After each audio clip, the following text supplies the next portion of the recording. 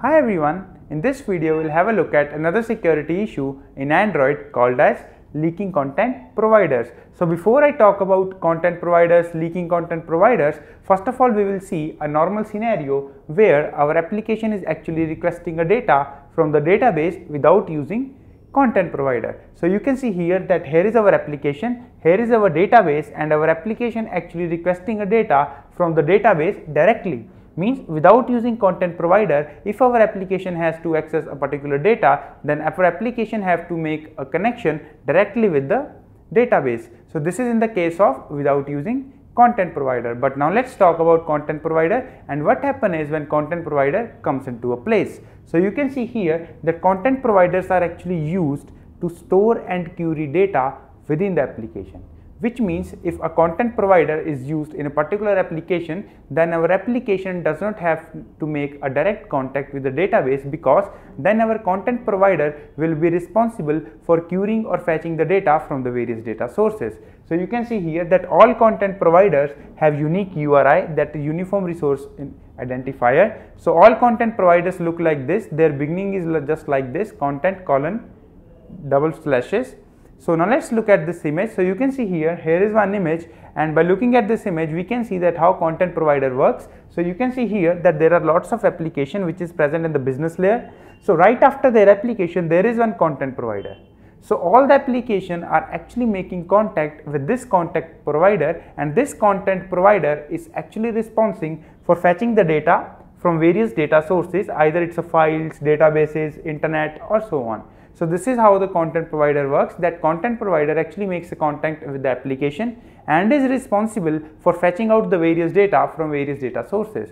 Now let's talk about leaking content provider, that what happens is when our content provider leaks user sensitive information. So you can see here a normal scenario. So here is our application, here is our content provider, and here is our database. So what happens is if our application wants to access, or our application wants some data from this database, then our application sends some query to this content provider, and this content provider itself sends that query to the database. So what happens is if another application, or let's say the attacker, comes in the place, so if that attacker also requests the same data to that content provider, and if that content provider does not doing authentication check, then what happens is our content provider will end up sending the same data which the content provider have to send to this application to our attacker application if the content provider is vulnerable. So this is how in the case of leaking content provider, where our content providers leaks user information to other applications or to other third-party applications. Now let's talk about this issue in Deva. So the leaking content provider issue in Deva is actually named as access control issues part 3. So in this issue what we have to do is, this issue is just like an application that stores our notes. So we have to add 4-digit PIN. So once we set the 4-digit PIN, then in order to see the private notes we have to add that 4-digit PIN. Then we can able to see our private notes. So what we have to do here is, without entering the PIN and without opening the application, we somehow have to access that private notes. So this is how in the case of leaking content providers in Deva we will see that how we can abuse this mechanism. Now let's have a look at access control issues part 3, which is a typical example of leaking content providers. So you can see here that our Genymotion application is up and running, and here is our Deva, and if I scroll down you will find one issue called as access control issues part 3. So let me open that up. So the objective of this issue or this challenge is that this is just like a private notes application. So we can save our private notes by creating a PIN. So you can see here that right now it's asking for entering a 4-digit PIN. So let me enter here 1 2 3 4, and let me click over here create PIN, and you will see here PIN created successfully, and private notes are now protected with PIN.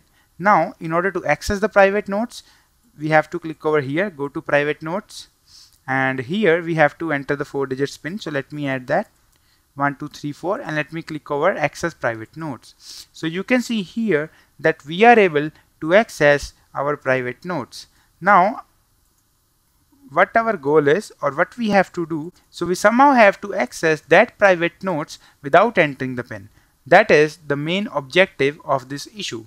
So this is an example of leaking content providers, where content providers leak sensitive information to the end user.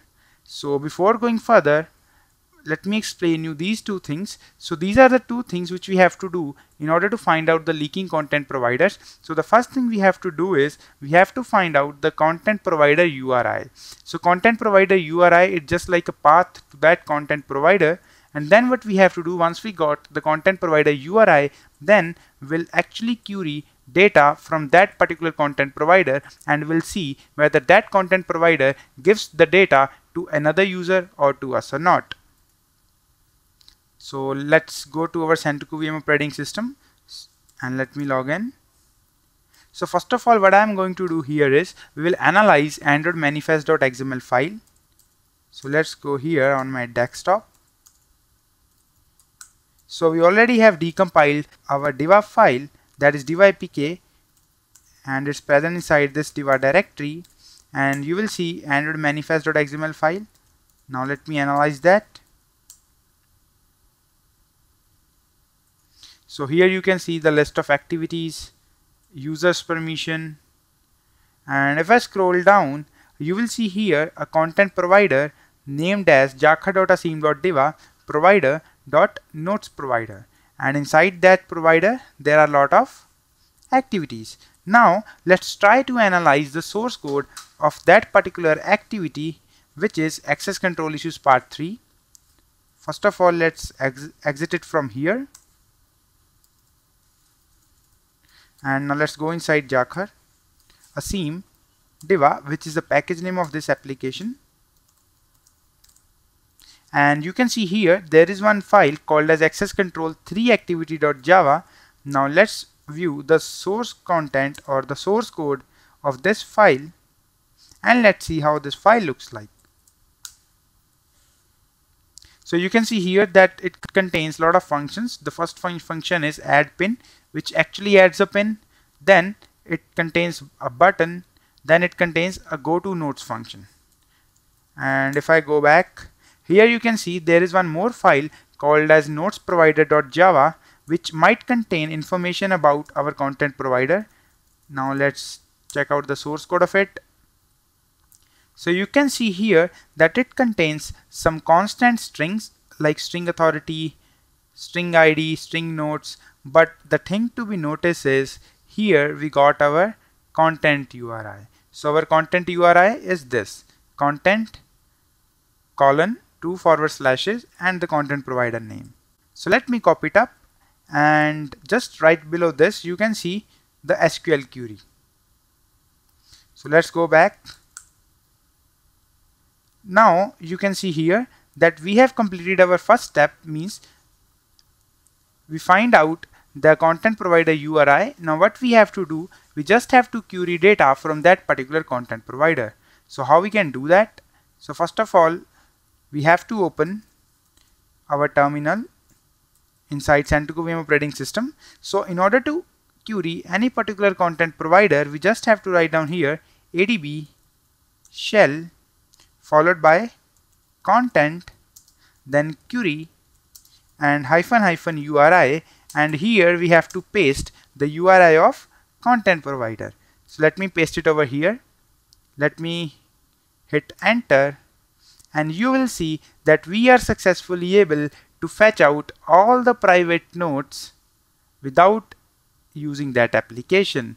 So this was our entire objective, to somehow fetch the private notes without opening that application. So you can see here that this content provider is actually leaking users data, and protecting this content provider by adding the 4-digit pin doesn't make any sense, because it somehow reveals users data.